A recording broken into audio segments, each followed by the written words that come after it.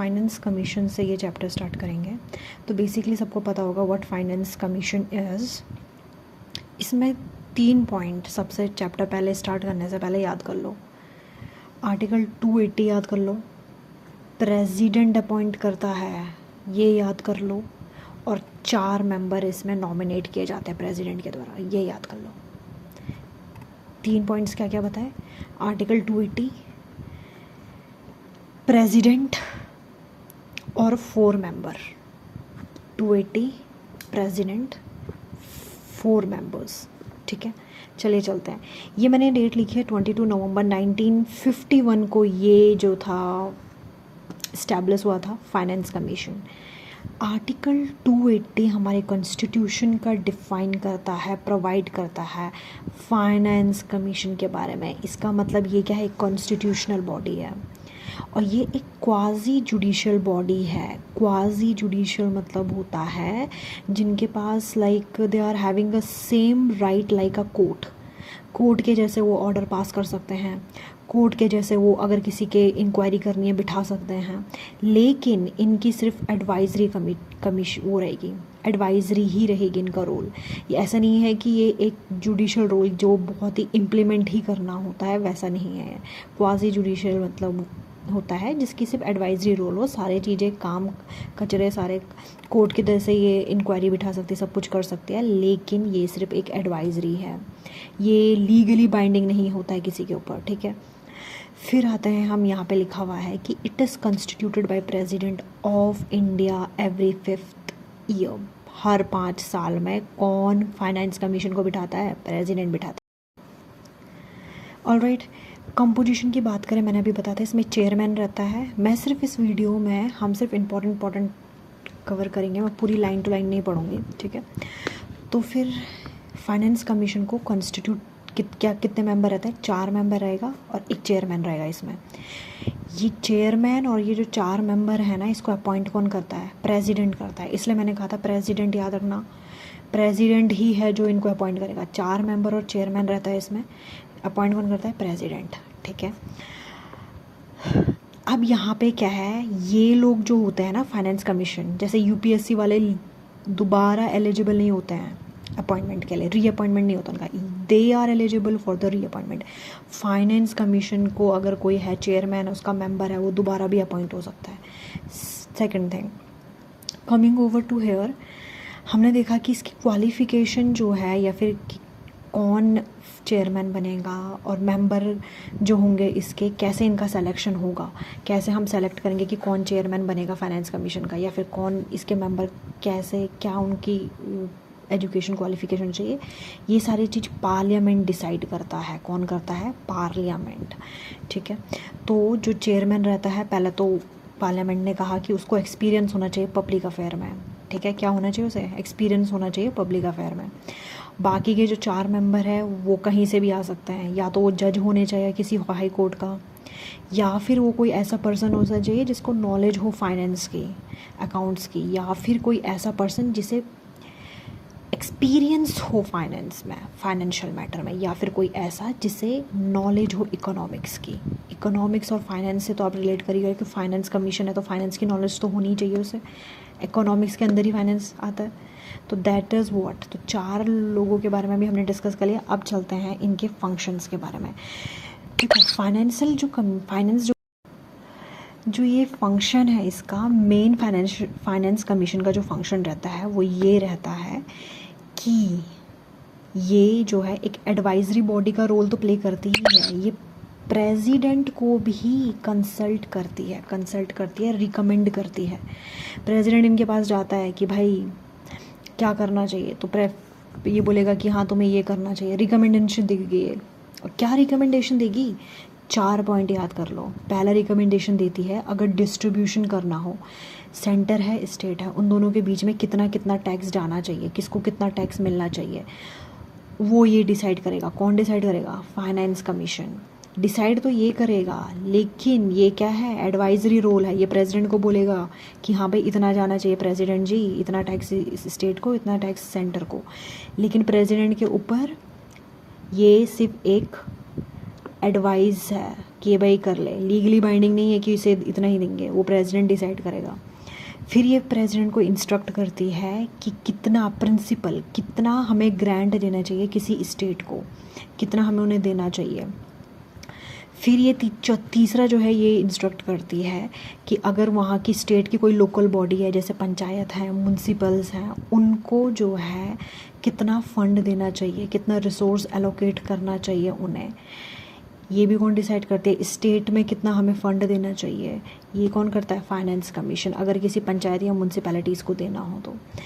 और बाकी तो ये जो है कभी अगर प्रेसिडेंट को कोई मैटर है विच इज़ रेफर्ड, प्रेसिडेंट के पास रेफ़र किया जाए, तो उसमें भी ये उनको इंस्ट्रक्ट कर सकता है प्रेसिडेंट को। तो ये 4 फंक्शन याद रखना, एक तो टैक्स डिस्ट्रीब्यूशन वाला, एक ये grant in aid to state, अगर किसी स्टेट को चाहिए फाइनेंशियल असिस्टेंस चाहिए तो कितना उन्हें देना चाहिए, ये भी फाइनेंस कमीशन डिसाइड करते हैं। लेकिन ये जो जाता है ना ग्रांट, लेकिन ये जो फंड जाता है ना इन्हें, ये out of consolidated fund of India से जाता है। मतलब ये कंसोलिडेटेड फंड ऑफ इंडिया से नहीं जाएगा। ये पता होगा ना कि there are 3 types of funds, इसको भी हम डिस्कस करेंगे। तो अभी ये जान लो कि वहाँ से नहीं जाता है। बाकी मैंने बता दिया कि ये जो है ये इंक्रीज़ करते हैं, क्या करते हैं, इंक्रीज़ करते हैं टैक्स को, या फिर ये इंक्रीज़ करेगा, ये डिसाइड करेगा फाइनेंस करने से कितना इंक्रीज़ करना है पैसा, स्टेट को कितना पैसा इंक्रीज़ करके देना है, पंचायत के लिए, म्यूनसिपैलिटीज़ के लिए। बाकी प्रेसिडेंट को अगर किसी स्पेशल मैटर में हेल्प चाहिए तो उसमें भी हेल्प कर सकते हैं, ठीक है। तो यही था कमीशन के बारे में। बाकी यहाँ पे लिखा है these grants were given to, तो कुछ स्टेट्स थे जिन्हें 1960 के बाद फाइनेंस कमीशन ने ग्रांट दी थी, जैसे आसाम, बिहार, बंगाल, इनको भी दी थी असाइनमेंट्स के थ्रू, मतलब इनके कुछ असाइनमेंट्स थे होंगे तो उसमें इन्होंने दिया था।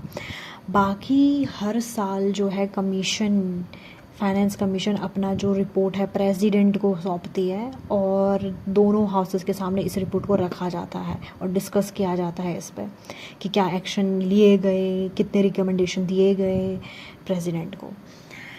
फिर हम आते हैं एडवाइजरी रोल पे। एडवाइजरी मैंने कहा था कि फाइनेंस कमीशन जो है एडवाइजरी रोल प्ले करती है।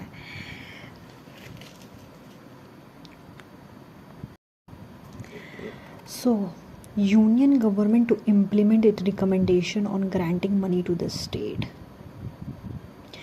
तो एडवाइजरी फंक्शन ये प्रोवाइड करती है यूनियन गवर्नमेंट को कि कितना हमें पैसा देना चाहिए स्टेट्स को। इसीलिए एक वर्ड रखा गया है, it is nowhere laid down in the constitution that the recommendation of the commission shall be binding upon the government of India और that it would give rights to the legal right in favour of the beneficiary. तो ये मैंने बता दिया था advisory है। बाकी एक आते हैं हमारे चेयरमैन डॉक्टर PV राजा मन्नर, चेयरमैन थे ये 4th फाइनेंस कमीशन के। पता है ना कि बैठक बैठी जाती है, फाइनेंस कमीशंस की बैठक होती है हर 5 साल में। पहले फाइनेंस कमीशन के चेयरमैन थे KC नियोगी 1951 में, याद रख लेना इनका नाम। और अभी हम बात कर रहे हैं PV राजा मन्नर जो 4th थे, ये रहे 1964 में ये रहे थे आपके फाइनेंशियल कमीशन में चेयरमैन।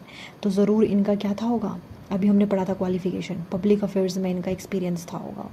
तो इन्होंने कहा since the finance commission is a constitutional body accepted to be a quasi judicial, its recommendation should not be turned down by the government of India unless there are very compelling reasons।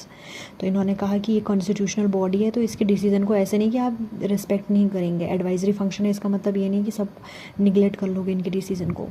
Constitutional body है इसलिए आप इनके decision को respect करेंगे, और ये extreme cases में होगा जहाँ पे आप कहोगे कि हाँ भाई इस रीज़न की वजह से हमने इनकी रिकमेंडेशन ली नहीं, वरना इनकी रिकमेंडेशन ज़्यादातर आपको एक्सेप्ट ही करनी चाहिए क्योंकि कॉन्स्टिट्यूशनल बॉडी है। और क्या है, मैंने अभी बताया था क्वाजी जुडिशियल है, जैसे हमारा नेशनल NHO है ना, ह्यूमन राइट कमीशन है, वो भी एक क्वाजी जुडिशियल बॉडी है। वैसे ही ये जो है ये भी क्वाजी जुडिशियल, बताया था क्वाजी जुडिशियल।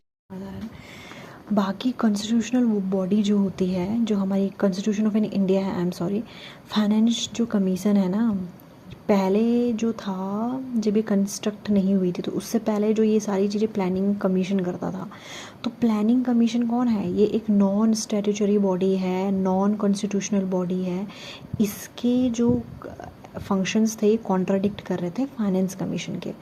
तो क्या होता था कि ये यही सारा काम कर लेती थी फाइनेंस कमीशन का, यही इंस्ट्रक्ट करती थी प्रेसिडेंट को कि हाँ इतना टैक्स डिस्ट्रीब्यूट होना चाहिए, या फिर इतना आप ऑगमेंट करिए, या फिर आप ये चीज़ें इम्प्लीमेंट करिए, इतना आप ग्रैंड इन एड दीजिए स्टेट को। तो ये प्लानिंग कमीशन करती थी। तो इनके जो फंक्शंस थे काफ़ी कॉन्ट्राडिक्ट कर रहे थे, इसलिए 2015 में इसका नाम चेंज करके नीति आयोग रखा गया है। 2015 में नीति आयोग मतलब होता है national institute for transforming India. तो ये तो बहुत बेसिक ही है। ये किसकी रिकमेंडेशन पे? वैसे ये पीवी राजा मन्नर, वही जो यहाँ पे हमने पढ़ा था 4th कमीशन के चेयरमैन थे, उन्होंने ये रिकमेंडेशन दी थी। तो इतना ही इसमें लिखा हुआ है हमारे लक्ष्मीकांत में फाइनेंस कमीशन के बारे में। बाकी आपको याद आ जाए फर्स्ट चेयरमैन कौन थे? केसी नियोगी। क्या बताया मैंने?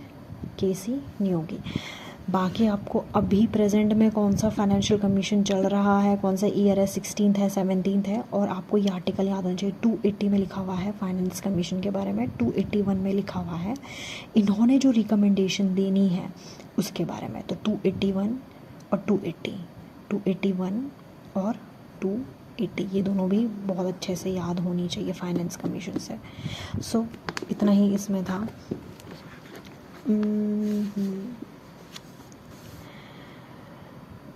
तो बाकी तो इसमें यही लिखा है कि दीज फंक्शन आर, ये 73rd अमेंडमेंट और 74th पता ही होगा 1990 पंचायत और म्यूनसिपल्स के बारे में लिखा हुआ है। तो मेनली यही था इसमें।